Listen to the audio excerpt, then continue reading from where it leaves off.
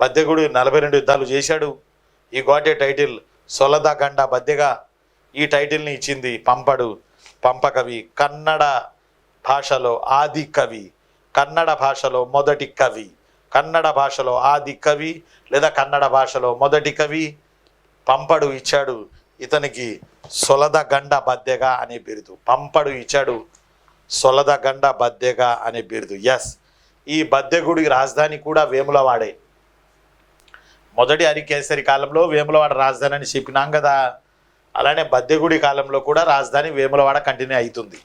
అందువల్ల బద్దెగుడు వేములవాడలో కొంచెం బాగా గుర్తుపెట్టుకోండి, బద్దెగేశ్వరాలయాన్ని నిర్మించాడని చరిత్ర చెప్తాంది. బద్దగేశ్వరాలయం బద్దగేశ్వరాలయం కట్టాడు.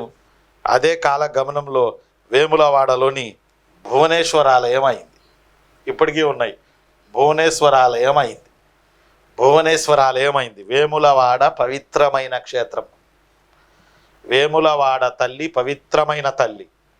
ఎందుకంటే ఆ భూమి మీద విపరీతమైన సాహితీ సృష్టి, విపరీతమైన కళా సృష్టి, విపరీతమైన శిల్ప సృష్టి, విపరీతమైనటువంటి రాజకీయ సృష్టి జరిగింది వేములవాడలో.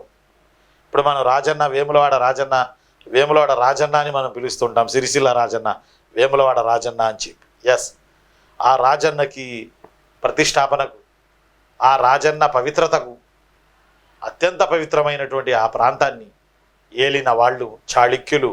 They called as a Vemulawada Chalukyas, they called as a Lemulawada Chalukyas, they called as a లేగదూడలవాడ చాళుక్యాస్.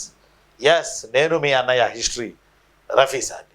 బద్దెగుడు చెప్పండి. ఇప్పుడు బద్దెగుడు 42 యుద్ధాలు చేసిండు. ఫలితంగా he got a title Soladaganda Baddega. అంతేకాదు ఈయన వేములవాడలో బద్దగేశ్వర టెంపుల్ నిర్మించినట్లు మనకు ఆధారాలు చెప్తా ఉన్నాయి.